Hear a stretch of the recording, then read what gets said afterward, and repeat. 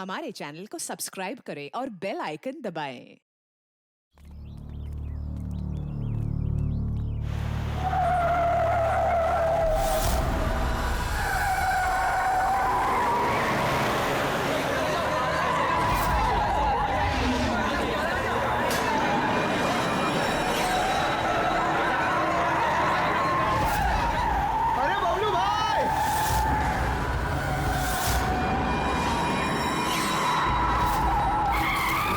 गाड़ी में कोई भी नहीं है।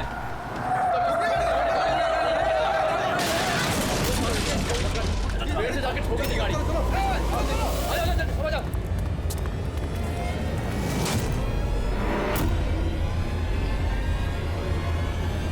अरे बबलू भाई, अंदर तो देखो, ड्राइवर नहीं है। गाड़ी अपने आप कैसे चल रही थी?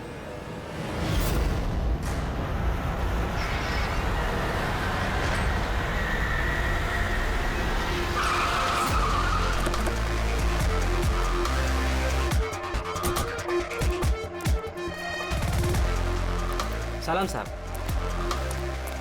क्या बात है? एक्सीडेंट के केस में सीआईडी को बुलाया तुम लोगों ने? सर मुझे लगा है नॉर्मल एक्सीडेंट नहीं है, इसीलिए।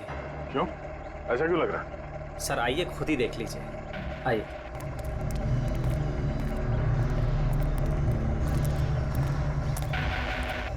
सर दरवाजा खुल नहीं रहा था, बड़ी मुश्किल से हमने खोला इसे।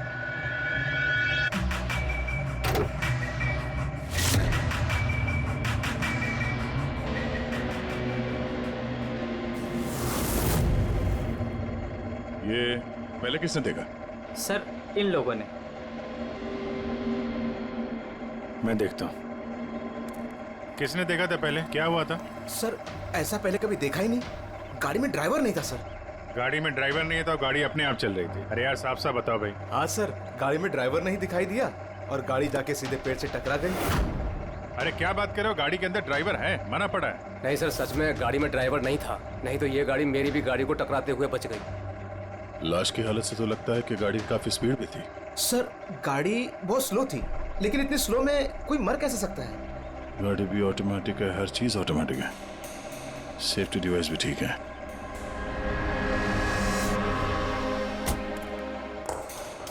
ये लोग तो बोल रहे हैं कि इन लोगों ने इसे ड्राइव करते हुए देखा ही नहीं।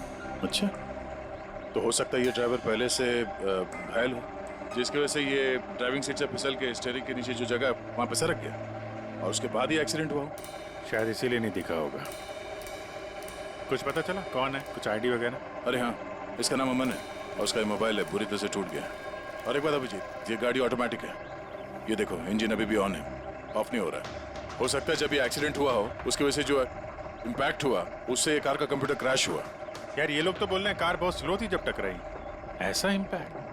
कहीं कार के साथ कुछ छेड़छाड़ तो नहीं की गई? हो सकता है। ठीक है, गाड़ी को पुलिस गैराज भेजते हैं और इसको फोरेंसिक लैब। मैंने इस गाड़ी को अच्छी तरह से चेक किया है। इस कार को मॉडिफाई किया गया है, एक्स्ट्रा सेफ्टी फीचर्स दिए गए हैं। एक्स्ट्रा सेफ्टी फीचर्स जैसे कि? जो आम गाड़ियों में होता है उससे कहीं ज्यादा, जैसे कि एक्स्ट्रा एयर बैग्स, अच्छी क्वालिटी के शॉकअप्स, ज्यादा मजबूत कांच और अच्छी क्वालिटी के ज्यादा मजबूत सीट बेल्ट।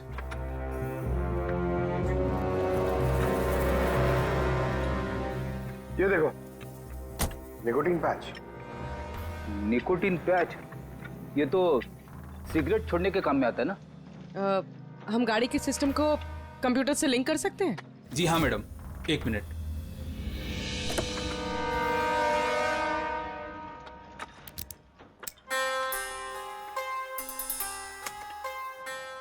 मैम, किसी ने सेटिंग चेंज किया है। कार के सॉफ्टवेयर को हैक किया गया है। खिड़की के कांच से लेकर ब्रेक तक सब कुछ कोई और कंट्रोल कर रहा था। अगर सब कुछ कोई और कंट्रोल कर रहा था, फिर हादसे के बाद इंजन उसने बंद क्यों नहीं किया? टक्कर की वजह से कार का वायरलेस सिस्टम डैमेज हो गया था, इसलिए कार बंद नहीं हुई। गाड़ी को हैक किया गया? मतलब ये एक्सीडेंट नहीं है, ये तो मर्डर है।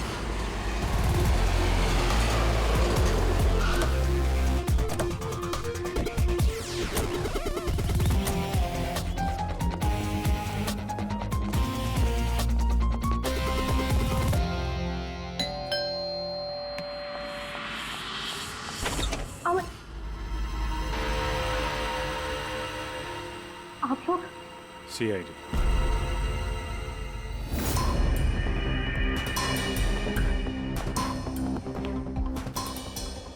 इस आदमी पर कोई टैंकर चढ़ गया था क्या? सारी की सारी हड्डियां टूट गई हैं। कोई टैंकर वैंकर नहीं चढ़ा था इसके ऊपर साउंड के। एक छोटा सा एक्सीडेंट हुआ था यार। छोटा सा? और वो भी किसी ने करवाया था। आपके पति अमन का एक्सीडेंट हुआ है और वो नहीं रहे।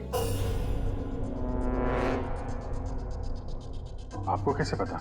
अमन को कार नहीं चलानी चाहिए थी। वो कभी कार नहीं चलाता था सर, क्योंकि उसे पता था कि छोटा सा झटका भी उसकी जान ले सकता है। पर आप लोग, मेरा मतलब है कि सीआईडी यहाँ पे। जी, क्योंकि हमें लगता है कि उनका खून हुआ है। खून? पर ऐसे कैसे हो सकता है सर? एक्सीडेंट से पहले तो अमन मुझसे फोन पे बात कर रहा था, हम दोनों फोन पे बात कर रहे थे कि अचानक फोन कट हो गया। मैंने बहुत ट्राई किया लेकिन फोन नहीं मिला। मैं समझ गई थी कि कुछ तो ठीक नहीं है। अमन कभी भी खुद गाड़ी ले जाकर इतना बड़ा जोखिम नहीं उठा सकता था। खुद ड्राइव नहीं करते हैं तो ड्राइव कौन करता है? सर, हमारा एक ड्राइवर है। कहाँ वो ड्राइवर कहाँ है अभी? उसकी तबीयत खराब थी, इसलिए वो छुट्टी पर है। कहीं उस ड्राइवर नहीं तो कुछ गड़बड़ नहीं गई गाड़ी में? नहीं सर, हमारा ड्राइवर बहुत ही भरोसेमंद इंसान है। वो ऐसा कभी नहीं कर सकता। पिछले 15 साल से वो हमारे लिए कार चला रहा है। सर, इसके शरीर पर 7 जगह हड्डियों के टुकड़े टुकड़े हो गए।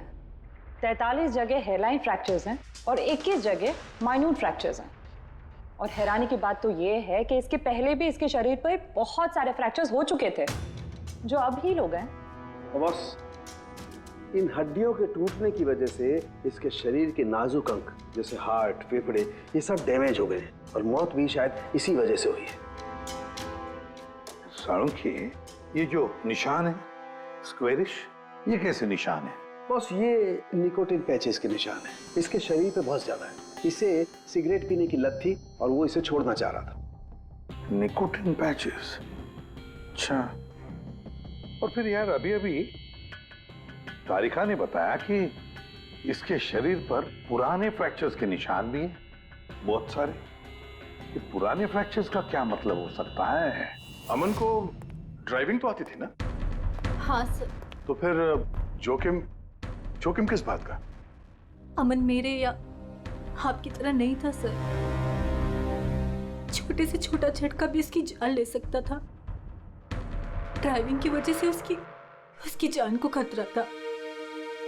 इसीलिए हमने कार में भी काफी मॉडिफिकेशंस करवाई थी और ड्राइवर को भी कहा था कि कार आराम से चलाए। छोटा झटका भी उसकी जान ले सकता था?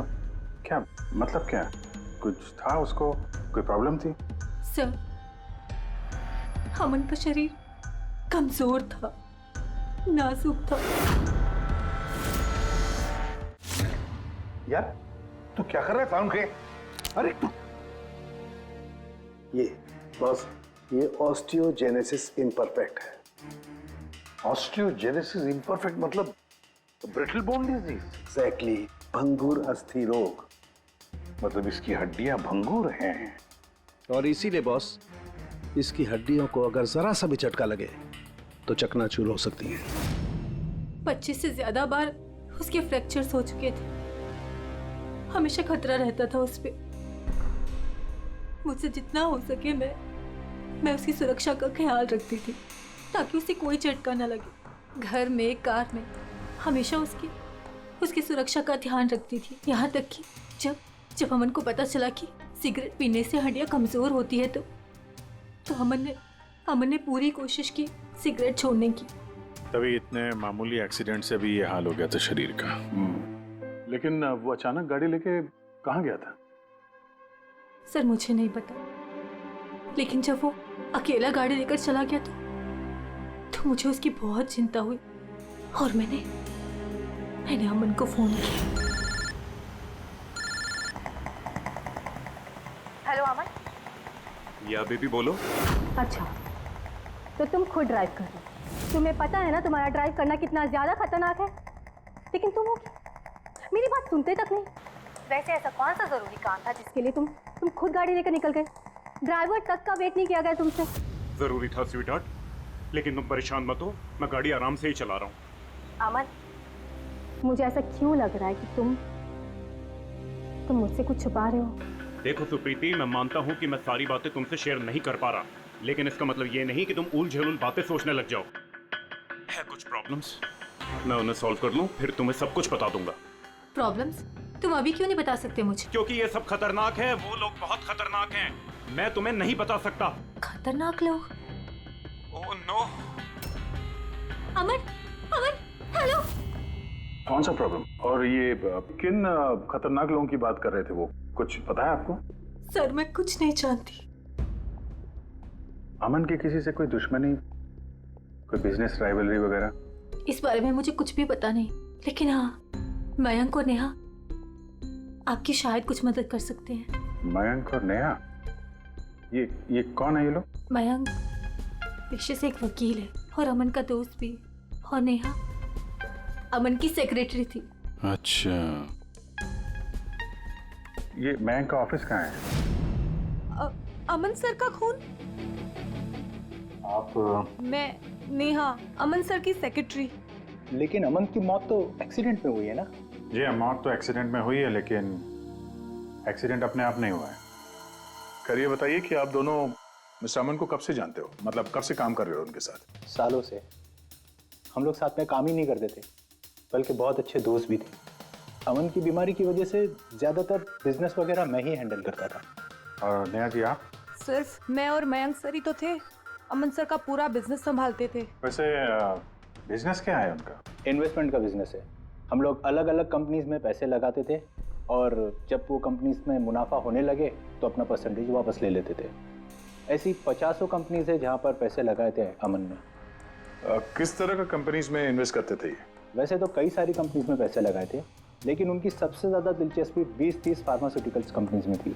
फार्मा कंपनी या दवाइयों की कंपनी? जी, ये कंपनीज बहुत नुकसान में चल रही थी, लेकिन आपको तो पता ही होगा अमन की बीमारी के बारे में। और ये कंपनीज उसी बीमारी का इलाज निकालने की कोशिश कर रही थी, और अमन का सपना था कि इस बीमारी का इलाज संभव हो जाएगा तो किसी और को वो तकलीफ नहीं उठानी पड़ेगी जो उसे थी। और सर, अभी तो उन कंपनीज में फ़ायदा भी होना शुरू हो गया था। कोई दुश्मनी, किसी से कोई लड़ाई झगड़ा? नहीं सर, ऐसा तो कुछ नहीं था। अगर कुछ होता तो वो मुझे ज़रूर बताते थे। अमन की वाइफ का कहना है कि पिछले कुछ दिनों में वो परेशान लग रहा था। आपको जानती? परेशान तो थे, मगर मुझे कुछ बताया नहीं। मुझे लगा काम का प्रेशर होगा बस। आपने बताया था कि दवाइयों की कंपनी जो नुकसान में चल रही थी, उनमें से कुछ को फायदा होने लगा था। सबको नहीं सर, शायद एक को। मुझे उसकी डिटेल चाहिए। जी, मुझे अकाउंट चेक करना होगा। ठीक है। और मुनाफे के अलावा कोई ऐसी बात जो आपको अलग लगी या फिर कुछ अजीब सी हो, वो भी बता दीजिएगा।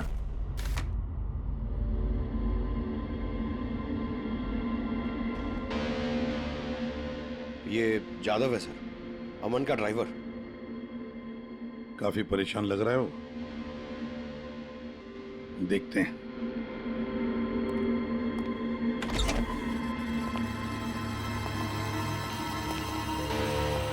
जादव? जी सर। अमन के ड्राइवर है ना? जी सर। क्यों, छुट्टी पर क्यों गए थे तुम? साहब, बीमार हूँ और अमन सर ने मुझे खुद छुट्टी दिया था। मिस्टर अमन को तुम ही लेके जाते थे ना? जी मैडम, अमन सर मेरे साथ ही जाते थे। कभी वो कोई टैक्सी वगैरह नहीं लेते थे। तो फिर तुम तो हमें बता सकते हो कि अमन साहब कहाँ कहाँ जाते थे, है ना? जी जी। ये देखो जादव, ये जगह पर उनकी मौत हुई थी। अब ये जो रास्ता है, ये कहाँ पर जाता है, या फिर वो इस रास्ते पर कहाँ जा रहे थे, ये तुम्हें पता है? मुझे नहीं पता है। देखो, हमें पता है कि तुम इसके बारे में जानते हो। तुम्हारी भलाई इसी में है कि सीधे सीधे बता दो। जी मैडम। सुप्रीति मैडम से कुछ कहिएगा मत। वो सड़क के कुछ दूर पे एक मोटेल है, वहां हमेशा वो बार बार जाते थे। मोटेल में बार बार जाते थे? क्यों, इससे मिलने जाते थे? जी साहब, एक मैडम थी,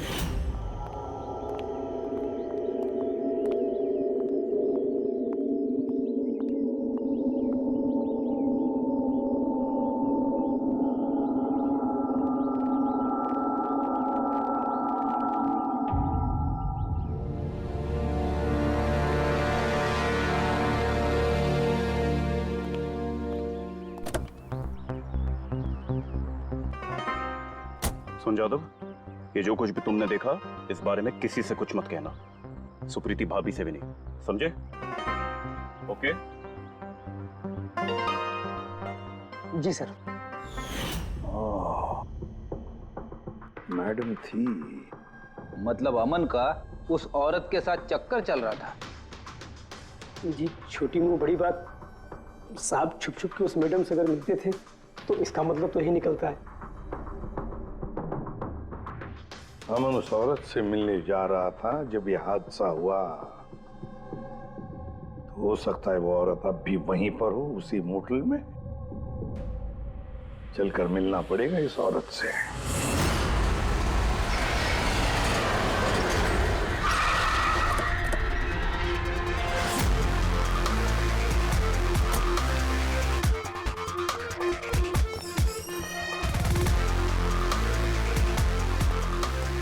Excuse me? Yes madam, how can I help you? हम किसी से मिलने आए हैं। लेकिन आप लोग हैं कौन और किससे मिलना है आप लोगों को? हम लोग सीआईडी से। ये आदमी, ये आपके मोटेल में आता जाता रहता है? हाँ मैडम। किससे मिलने आता है? हमारे होटल के रूम नंबर 305 में एक मैडम रुकी हुई है, रूही। वो उनसे अक्सर मिलने आता रहता है। 305? यस सर, वो अभी चेकआउट करने वाली है। ये रूही हाथ से निकलनी नहीं चाहिए। कहाँ से जाना है? सर यहाँ से लेफ्ट। पंकज, स्टेयरकेस से जाओ, हम दोनों लिफ्ट से जाते हैं।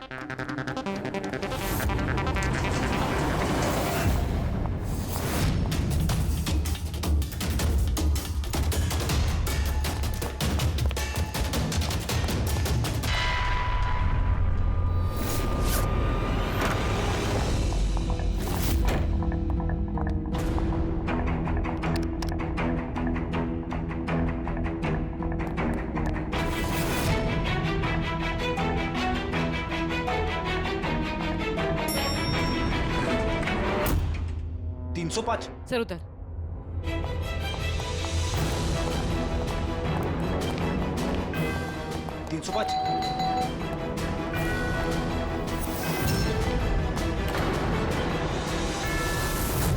रूही?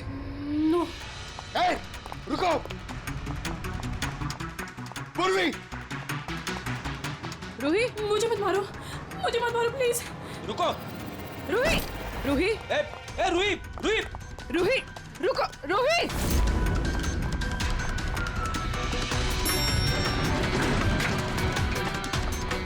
ए, रुक जा।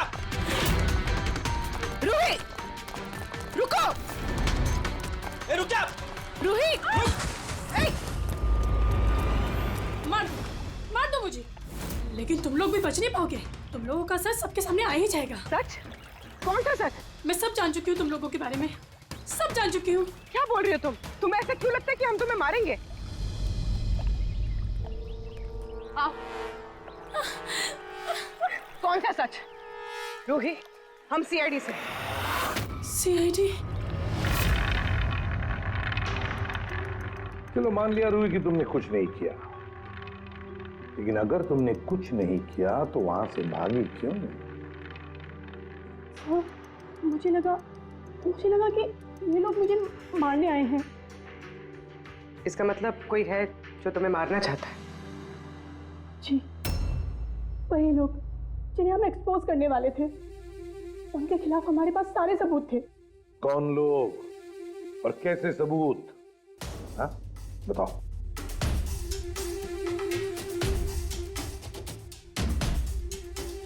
इसे तुम जानती हो ना, यमन है ना, इसी के साथ तुम मिलकर काम करती थी, इसी के साथ मिलकर तुम उन लोगों को एक्सपोज करने वाली थी जिसकी वजह से अमन की जान चली गई।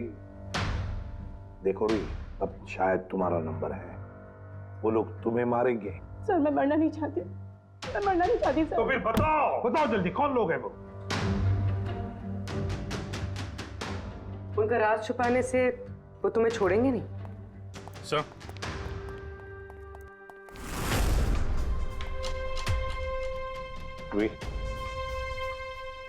ये लो पानी पी लो,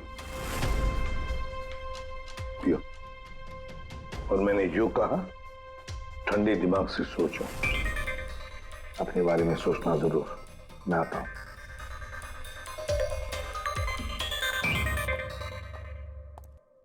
घबराई हुई है, डरी हुई है। लेकिन अब डरने की क्या जरूरत है सर? अब तो सीआईडी के पास है वो। लेकिन सर वो हम पे भरोसा नहीं कर पा रही, थोड़ा वक्त लगेगा।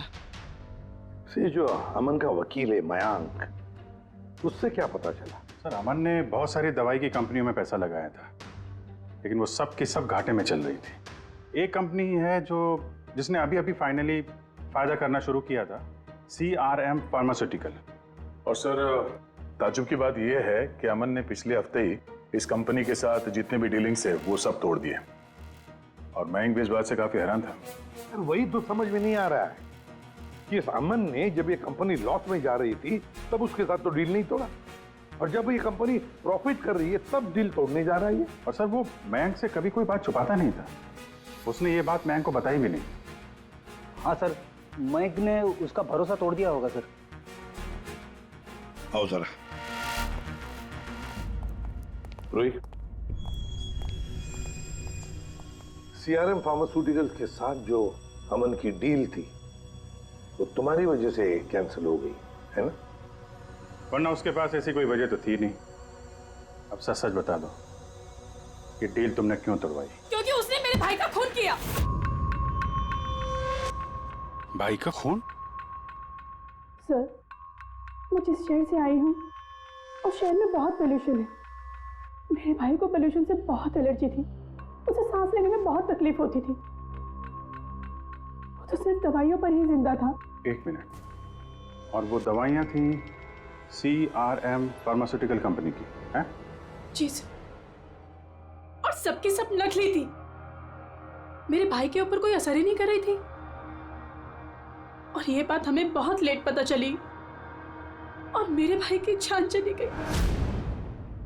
तुम्हें कैसे पता चला कि वो दवाई नकली थी? सर, मैं खुद एक प्राइवेट कंपनी में केमिस्ट हूँ। जब ये दवाइयाँ मेरे भाई पर असर ही नहीं कर रही थी तो मुझे शक हुआ कि क्या बात हो सकती है, तो मैंने उन दवाइयों को खुद से टेस्ट किया और मेरा शक बिल्कुल सही निकला। सारी दवाइयाँ नकली थी। नकली थी मतलब? सर, हर एक दवाई एक खास केमिकल से बनती है, और जिस दवाई की मेरे भाई को जरूरत थी वो केमिकल तो उस दवाई में था ही नहीं, जिसकी वजह से वो दवा उस पर असर भी नहीं कर रही थी। और अमन इस कंपनी में एक इन्वेस्टर था।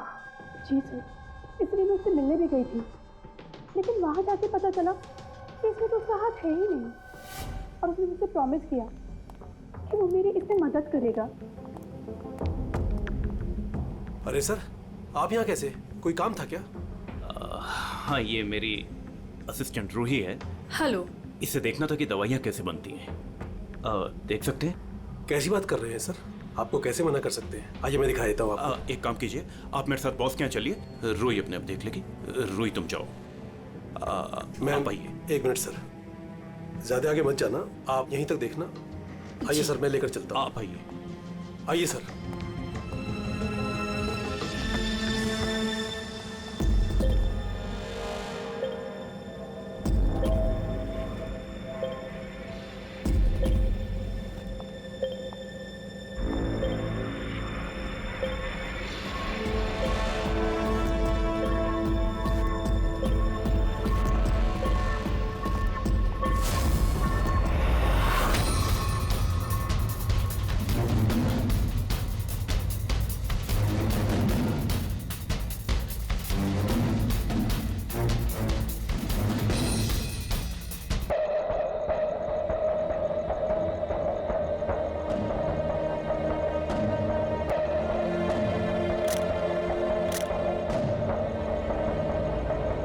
ये तो वही केमिकल है, लेकिन ये लोग यहाँ से बाहर क्यों लेके जा रहे हैं? फिर हमने सारे सबूत जुटा लिए थे और सारे सैंपल्स भी टेस्ट किए थे।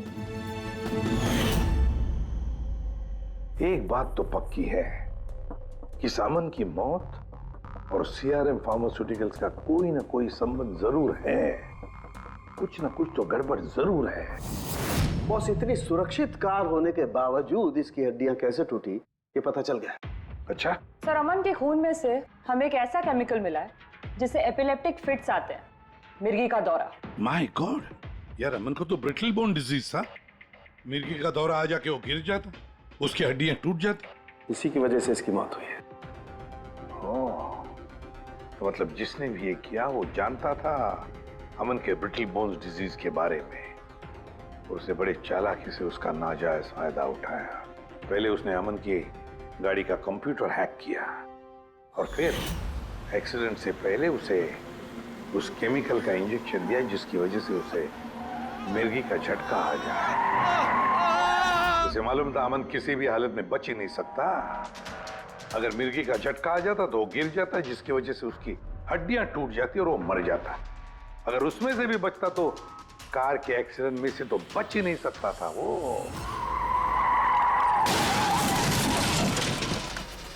समझ कि मिर्गी का दौरा पड़ने वाला जो ड्रग है कितनी देर बाद असर करता है? बस कुछ घंटे तो लगते हैं। मतलब ये ड्रग अमन को एक्सीडेंट से कुछ घंटे पहले ही दिया गया था। सर कहीं ऐसा तो नहीं कि किसी ने इसे नींद में इंजेक्शन दे दिया हो सकता है। बस एक काम करते हैं, इस अमन की बॉडी को फिर से एक बार अच्छी तरह से चेक करते हैं, देखते हैं कहीं कोई इंजेक्शन का निशान तो नहीं है। तारिका? Yes sir. अच्छा शाम की सीआरएम कंपनी की नकली दवा के बारे में क्या पता चला? बॉस उन नकली दवाइयों में एम्फेड्रिन नहीं है। ओह, मतलब रूही सही कह रही थी। सर ये कुछ केमिकल्स की लिस्ट है जो सीआरएम कंपनी ने पिछले महीने मंगाई थी। माय गॉड बॉस, इसमें तो वो केमिकल सबसे ज्यादा मात्रा में जो सीआरएम की दवाई में होना चाहिए था, 500 गैलन। 500 गैलन तो बहुत बड़ी गड़बड़ है, बहुत ही बड़ी गड़बड़ है। पंकज, अभिजीत और दया से कहो कि सीआरएम कंपनी में जाए और वहां से मुझे फोन करें। और फ्रेडी, तुम और पूर्वी अमन के घर जाओ और पता लगाओ एक्सीडेंट के दिन अमन से कौन कौन मिलने आया था। इंजेक्शन? सर, अमन तो इंजेक्शन से बहुत डरता था। ऐसा हो ही नहीं सकता कि वो खुद को इंजेक्शन लगा ले। अपने आप नहीं लगवाया होगा तो किसी डॉक्टर से लगवाया होगा। नहीं सर, अमन तो इंजेक्शन के नाम से कोसों दूर भागता था और उसकी हेल्थ बिल्कुल ठीक थी। अगर कोई भी प्रॉब्लम होती तो वो कम से कम मुझे बताता। किसी और से नहीं लगवाया, खुद नहीं लगाया, तो फिर वो केमिकल उसके खून में पहुंचा कैसे? अच्छा बता सकती है, घर से निकलने से पहले अमन किस किस से मिला? मयंक और नेहा आई थी उससे मिलने। और हाँ मैम, एक आदमी आया था अचानक से, जसवंत। अब जसवंत? ये जसवंत कौन है? जी, जसवंत सीआरएम कंपनी का सीईओ है और अमन ने उसकी कंपनी में पैसे इन्वेस्ट किए थे।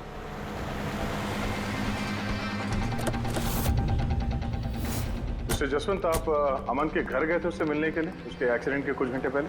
जी सर, मैं गया था लेकिन मिल नहीं पाया था। तो दरअसल उनकी वाइफ ने मुझे बताया कि वो सो रहे हैं, तो मैंने सोचा वो शायद मुझे अवॉइड करना चाहते होंगे, तो मैं वापस चला आया।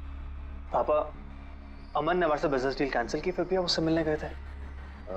जी बेटा, क्योंकि मैं उनको वापस लाना चाहता था।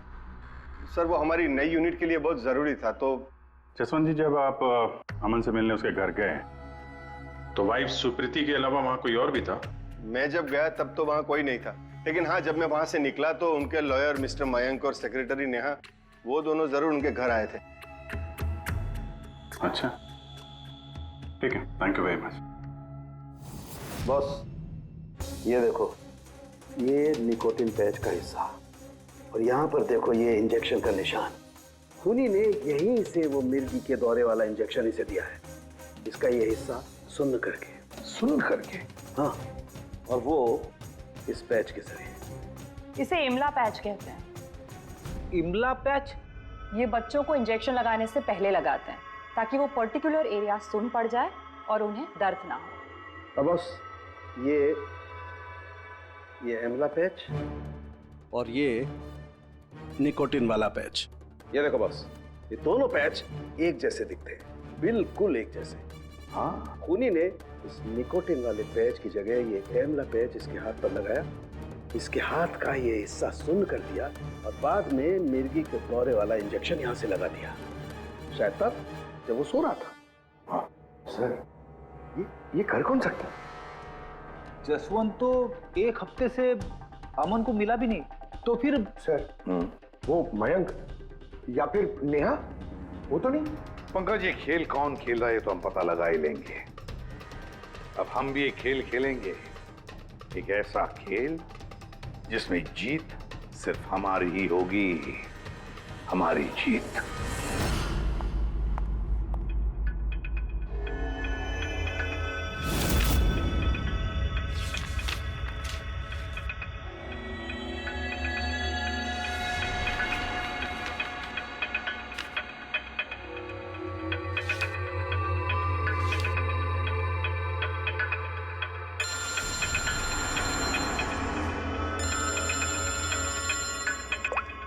हेलो, मेरा कुरियर तो तुम तक पहुंच गया होगा।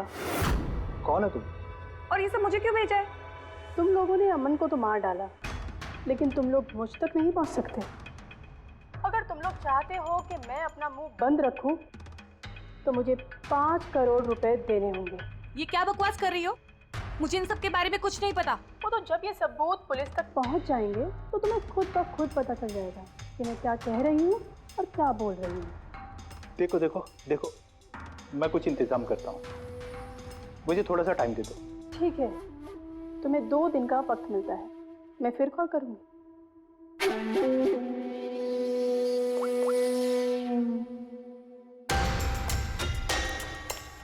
तो मास्टरमाइंड ये मयंक है।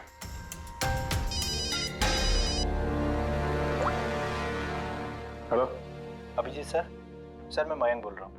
सर, मुझे एक कोरियर आया और एक लड़की का फ़ोन भी आया और उसने मुझसे 5 करोड़ रुपए मांगे, तो मैंने सोचा ये बात आपको बता दूँ। नहीं, बहुत अच्छा किया तुमने, मैं देखता हूँ। Thanks. Thank you so much. Mayank का फ़ोन था। उसने उस कोरियर रूही के बारे में बताया सर, और उसने ये भी कहा कि उसने जानबूझ के समय मांगा ताकि हम इस तक पहुँच सके। तो ये मयंक नहीं बल्कि कोई और ही है।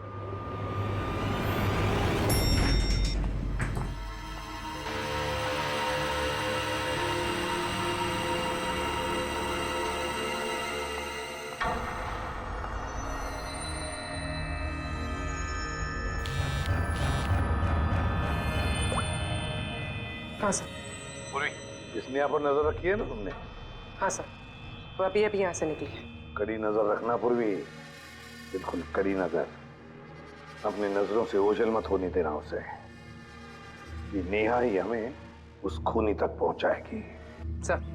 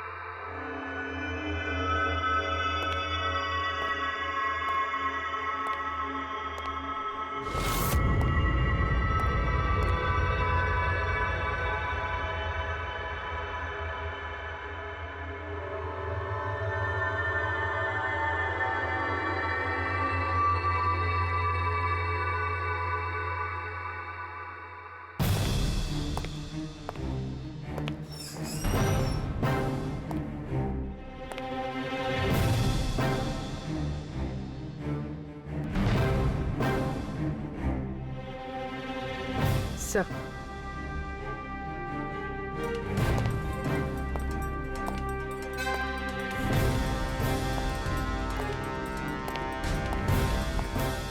क्या हुआ? इतनी जल्दी में क्यों बुलाया? क्या है ये सब?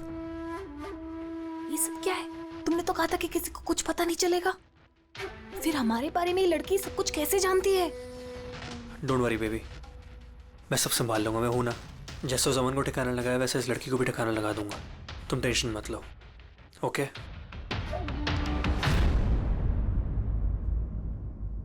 पहले हमसे तो निपट लो। You are under arrest, Mr. Ashwin.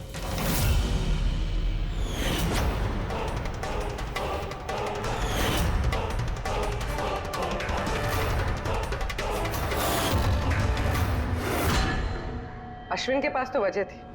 तुमने अपने बॉस का खून क्यों किया? हम दोनों एक दूसरे से प्यार करते।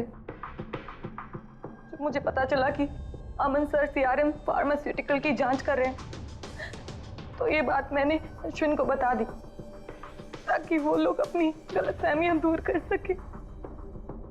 लेकिन इसने तो अमन को ही दूर कर दिया। क्यों अश्विन? मैं जानता था कि अमन को कुछ समझाने का कोई फायदा नहीं होगा। वो तो हमें जेल भिजवा के ही रहता। तुमने मेरे भाई को मारा, अमन का खून किया और ना जाने कितने मासूमों की जान ली होगी तुमने अपनी इन नकली दवाइयों से। बिजनेस में बहुत घाटा हो रहा था, नुकसान पे नुकसान हो रहा था। डैड नहीं मानते, इसलिए उनको बिना बताए मैंने केमिकल्स को नॉर्थ इंडिया के प्लांट में भेजना शुरू कर दिया। उससे हम नशा बनाते थे, थोड़ा प्रॉफिट हो ही रहा था। अमन ने सारा खेल बिगाड़ दिया। सिर्फ फायदे के लिए दवाइयों की जगह पे तुम ये जहर बनाने लगे थे, हाँ? मुझे कंपनी की हालत पता थी। मैंने अमन सर को अश्विन से मिलाया था ताकि वो कंपनी में इन्वेस्ट करके उसे डूबने से बचा सके। और अमन खुद को तुम लोगों से बचा नहीं पाया। ये सब कुछ मैंने अपने प्यार के लिए किया। मेरे अलावा कोई ये कर नहीं सकता था क्योंकि वो अपने निकोटीन पैच मुझे से मंगाते थे।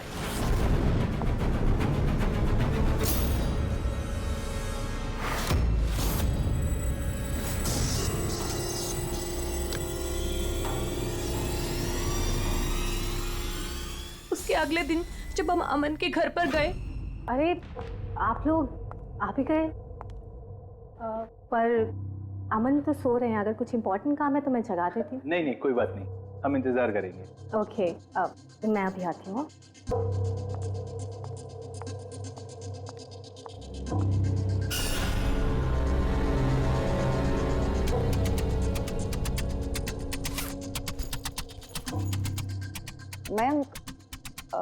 मैं जरा वॉशरूम होकर आऊं।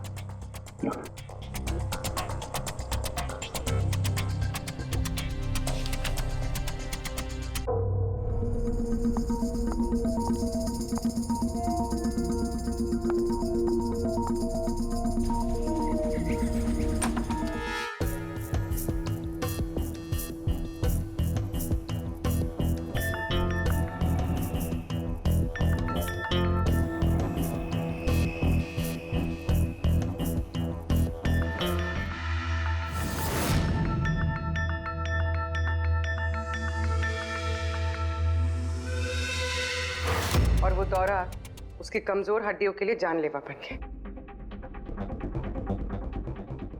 और तुम चीफ टेक्नोलॉजी ऑफिसर, तुमने रिमोट कंट्रोल से अमन के कार के कंप्यूटर को हैक कर दिया और उसका एक्सीडेंट करवाया। कमाल का दिमाग पाया है तुम लोगों ने, कमाल का दिमाग। काश यही दिमाग किसी अच्छे कामों में इस्तेमाल करते तो देश का भला हो जाता, समाज का भला हो जाता। पर नहीं, तुम्हारे इस टेढ़े दिमाग ने दो मासूम लोगों की जानें ली और पता नहीं कितने सैकड़ों लोगों की मौतें हुई तुम्हारी इस गलत दवाइयों की वजह से। तुम्हें तो कड़ी से कड़ी सजा होगी, शायद फांसी होगी तुम्हें। For more updates, subscribe to our channel, click the show links and enjoy watching the videos.